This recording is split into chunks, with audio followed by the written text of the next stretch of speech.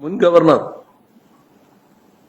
Chief സെക്രട്ടറിയെയും police മേധാവിയെയും വിളിച്ചു വരുത്താൻ നിർദ്ദേശിച്ചിരുന്നു.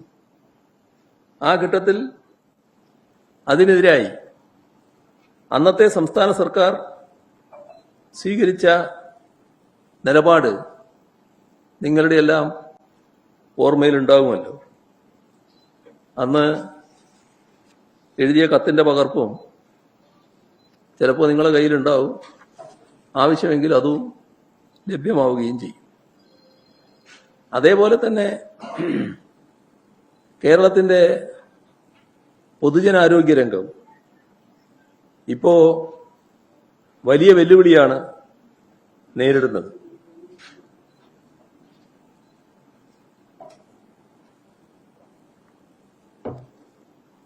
പകർച്ചവ്യാധികൾ Nipah, shigella, west Nile, dengue, malaria, cholera, amoebic ജ്വരം ഇങ്ങനെയുള്ളവയെല്ലാം വ്യാപകമായി റിപ്പോർട്ട് ചെയ്യപ്പെടുന്നു. ദിനംപ്രതി രോഗബാധിതരുടെ എണ്ണം കൂടുന്നു, മരണവും കൂടി വരികയാണ്. ഏറ്റവും പ്രധാനപ്പെട്ട കാര്യം രോഗപ്രതിരോധ നടപടികളിലെ ഏകോപനം ഇല്ലായ്മയുണ്ട്, അതിൽ ജാഗ്രത കുറവുണ്ട് എന്നതാണ്.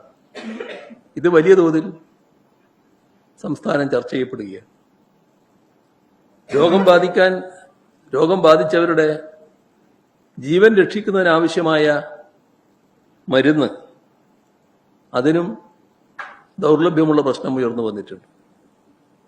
ഇതിനൊക്കെ പുറമെയാണ് ഇപ്പോഴത്തെ ആവശ്യത്തിനനുസരിച്ച് ഡോക്ടർമാർ ഇല്ലാത്തതിന്റെ പ്രയാസവും വരുന്നത്.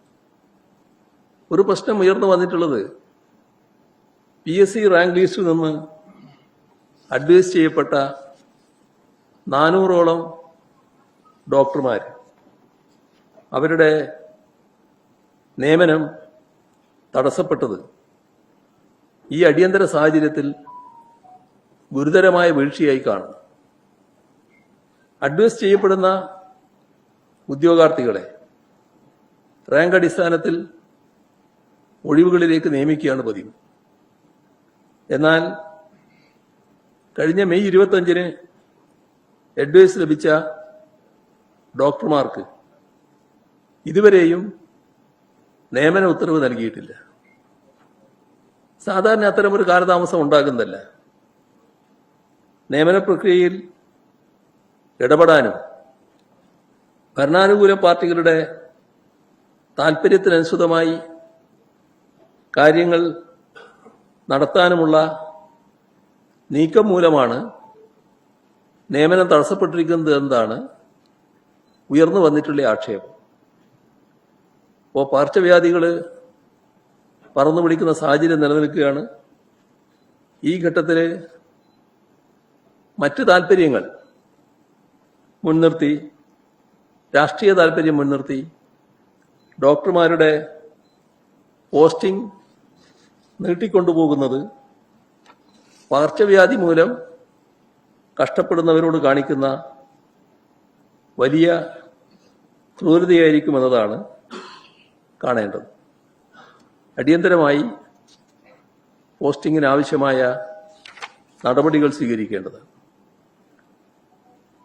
കഴിഞ്ഞ LDF സർക്കാർ അംഗീകരിച്ച് നടപ്പാക്കിയ സ്ത്രീ സുരക്ഷാ പദ്ധതി, കണക്ട് വർക്ക് എന്ന പദ്ധതി, ഇവയെല്ലാം തകർക്കുന്ന നിലപാടാണ് UDF സർക്കാരിന്റെ ഭാഗത്തുനിന്ന് കാണുന്നത്. ഇത് ഒരു തരത്തിലും അംഗീകരിക്കാൻ കഴിയുന്നതല്ല.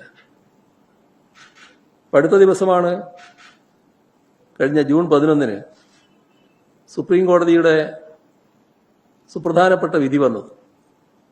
ഗൃഹജോലികളിൽ ഏർപ്പെട്ടിരിക്കുന്ന വീട്ടമ്മമാർ രാഷ്ട്രശില്പികളാണ്. അവരുടെ അധ്വാനം രാജ്യത്തിന്റെ പുരോഗതിയുടെ ആധാരമാണ്. ഇപ്പോൾ ചരിത്രപരമായ വിധിയിലൂടെ ബഹുമാനപ്പെട്ട സുപ്രീം കോടതി നിരീക്ഷിച്ച കാര്യങ്ങളാണിത്. ആ നിരീക്ഷണത്തിനും വളരെ മുൻപാണ് 2025 ഒക്ടോബറിൽ ഈ യാഥാർത്ഥ്യം ഉൾക്കൊണ്ട് LDF സർക്കാർ സ്ത്രീ സുരക്ഷാ പദ്ധതി നടപ്പാക്കിയത്. പാവപ്പെട്ട കുടുംബങ്ങളിലെ 35 മുതൽ 60 വയസ്സ് വരെയുള്ള സ്ത്രീകൾക്ക് എല്ലാ മാസവും 1000 രൂപ സാമ്പത്തിക സഹായം നൽകുന്ന പദ്ധതി. 31 ലക്ഷത്തിലധികം പേര് ഇതിൻ്റെ ഗുണഭോക്താക്കളായി ഉണ്ടാകുമെന്നാണ് കണക്കാക്കിയത്. കഴിഞ്ഞ ബജറ്റിൽ LDF സർക്കാർ ഇതിനായി 3720 കോടി രൂപ നീക്കിവെക്കുകയും ചെയ്തു. മാർച്ച് മാസം വരെ കൃത്യമായി പെൻഷനും നൽകി. ഇതിനൊപ്പമാണ് നൈപുണ്യ പരിശീലനം നേടുന്നതിനും പരീക്ഷകൾക്ക് തയ്യാറെടുക്കുന്നതിനും യുവാക്കൾക്ക് പ്രതിമാസ സ്റ്റൈപ്പൻഡ് നൽകുന്ന കണക്റ്റ് വർക്ക് പദ്ധതി ഞങ്ങൾ നടപ്പാക്കിയത്. പക്ഷേ പുതിയ UDF സർക്കാരിൻ്റെ നയപരമായ തീരുമാനങ്ങൾ മൂലം നിലവിൽ 16 ലക്ഷത്തിലധികം വീട്ടമ്മമാർക്ക് ആശ്വാസമായ സ്ത്രീ സുരക്ഷാ പദ്ധതി മുടങ്ങിയിരിക്കുകയാണ്. മാത്രമല്ല, ഇതിൻ്റെ ഭാഗമായി വന്നുകൊണ്ടിരിക്കുന്ന പുതിയ അപേക്ഷകളുണ്ട്. ആ പുതിയ അപേക്ഷകളിൽ നടപടി സ്വീകരിക്കുന്നുമില്ല. മുഖ്യമന്ത്രിയുടെ തന്നെ കീഴിലാണ് ധനവകുപ്പ്. ധനവകുപ്പ് ഏപ്രിൽ മെയ് മാസങ്ങളിലെ പെൻഷൻ തീരുമാനമാക്കാതെ പിടിച്ചു വച്ചിരിക്കുകയാണ്. തുടക്കം മുതൽ ഈ പദ്ധതിയെ UDF അപഹസിക്കുകയായിരുന്നു. ഇപ്പോൾ ഇതിനെ പൂർണ്ണമായും തകർക്കാനുള്ള അണിയറ നീക്കങ്ങൾ നടക്കുന്നുവെന്ന് വേണം സംശയിക്കാൻ. സ്ത്രീപക്ഷ സർക്കാരെന്ന് മേനി നടിക്കുന്നവർ സ്ത്രീ സുരക്ഷാ പദ്ധതി ഇല്ലാതാക്കാൻ ശ്രമിക്കുന്നു. യുവജനങ്ങൾക്കുള്ള കണക്റ്റ് വർക്ക് ആനുകൂല്യങ്ങളുടെ വിതരണത്തിലും സമാനമായ അനാസ്ഥയുണ്ടാകുന്നു. UDF സർക്കാർ അടിയന്തരമായി അവരുടെ നിലപാട് തിരുത്തണം. അവരെ പുതുതായി അപേക്ഷ നൽകിയവരുടെ കാര്യത്തിൽ പെട്ടെന്ന് തന്നെ തീരുമാനമെടുക്കണം.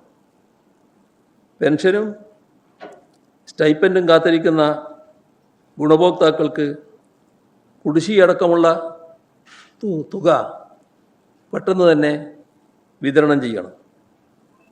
ഈ പദ്ധതികളെ തകർക്കാനുള്ള രാഷ്ട്രീയ തീരുമാനം ഉപേക്ഷിക്കണം.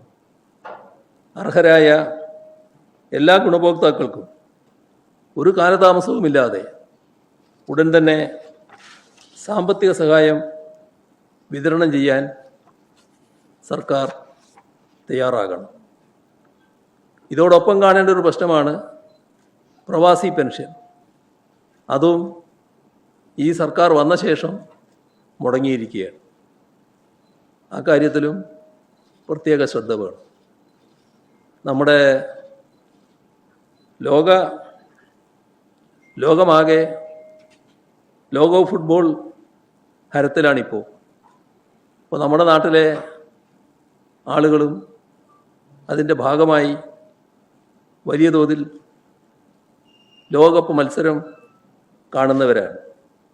ഇപ്പോൾ ഏർപ്പെടുത്തുന്ന വൈദ്യുതി നിയന്ത്രണം വലിയ തോതിൽ പ്രയാസങ്ങൾ സൃഷ്ടിക്കുകയാണ്.